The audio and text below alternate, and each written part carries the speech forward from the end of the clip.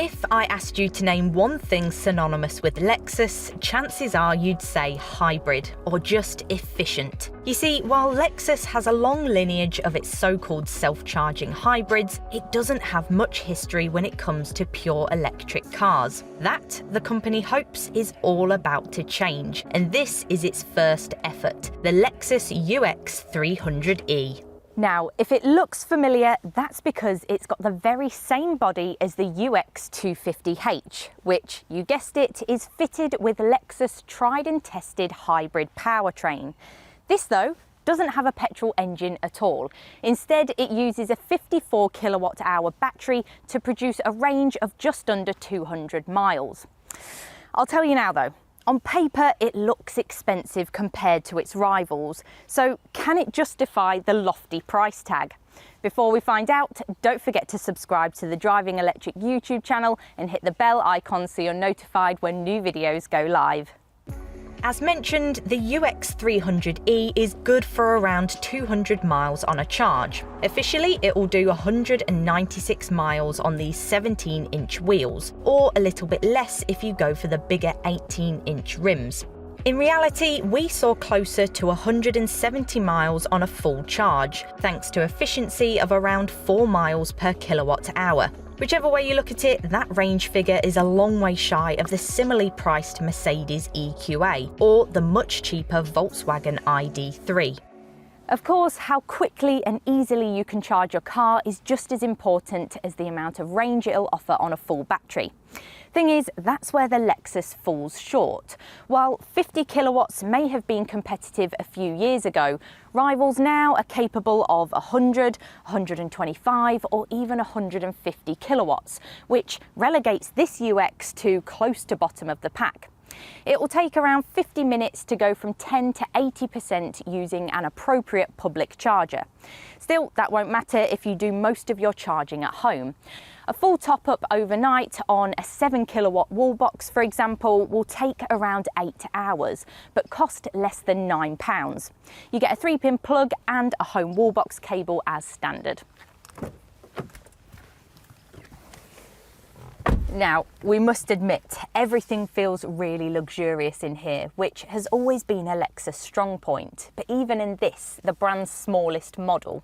The seats are comfortable and fit surprisingly low for an SUV, which is nice.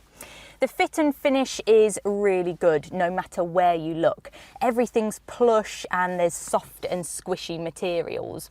There's absolutely no squeaks or rattles, which is really important in an electric car because it doesn't have an engine to drown out any of the noise. When it comes to gadgets and goodies, Lexus has made some drastic improvements to the UX's infotainment system. 7 inches as standard, or 10.3 inches on the top trims. You still get this clunky touchpad that seems to bounce you from one side of the screen to another. However, you do finally get Apple CarPlay and Android Auto, so you can avoid using the Lexus system and still have access to the mapping and media functions you may need. The climate controls are on these handy piano-style keys here, and while the dials here don't have the wow factor of the Audi's full-screen mapping, it's still clear and easy to read with your speed, arguably the most important, right in the middle here. Since the rules for the UK government's plug-in car grant were changed, none of the electric UX models are eligible for any incentives. That means prices are on the high side, with even the base version costing more than £40,000. Standard equipment is generous, however, and includes a number of active safety features: a rear-view camera, 8-way adjustable front seats, and LED headlights. Fabric upholstery is standard, with leather available on mid-range Premium Plus models like ours. The Takumi gets everything thrown in, but you'll pay north of 50 grand for that one. As usual, you can get full specs rundown plus up-to-date prices at DrivingElectric.com. See, we've come to expect certain things from the Lexus range of hybrid models. Among those are comfort, but above all else, refinement. The UX feels really relaxing to drive. There's very little wind noise and the electric motor is really well integrated. Of course, like all electric cars, you just put your foot down and the car picks up speed with enough gusto to put a smile on your face, whether you're in or out of town. We think 200 horsepower like this Lexus has is the sweet spot for family cars like this. 0 to 62 miles per hour takes 7.5 seconds, and just like the Mercedes EQA, it's quick enough without making you feel queasy. Something like the Volvo XC40 Recharge can do if you regularly make use of that car's huge amount of power. And do you know what? This UX, despite its not inconsiderable curb weight, is actually pretty good to drive. The steering is weighty and body control is good. I mean, it's not a sports car, but it's responsive, planted and well under control.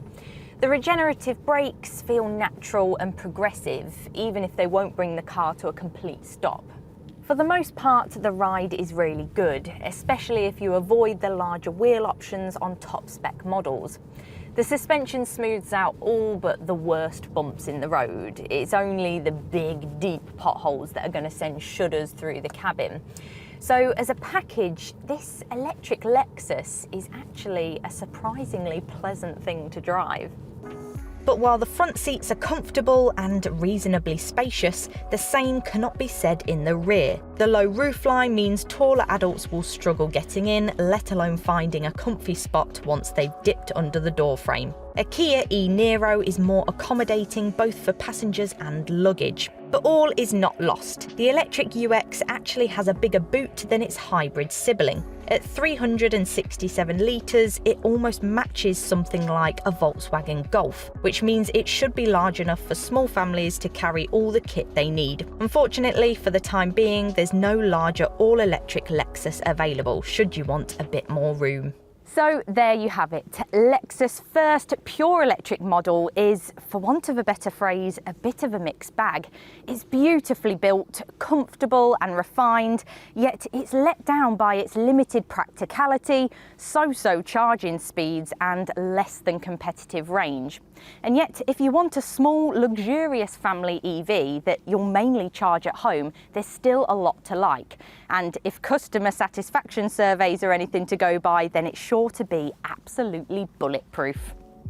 Head to DrivingElectric.com for all the latest electric car advice, news and reviews. And check us out on Twitter, Facebook and Instagram. Make sure you subscribe to the Driving Electric YouTube channel and hit the bell icon so you're notified when a new video goes live.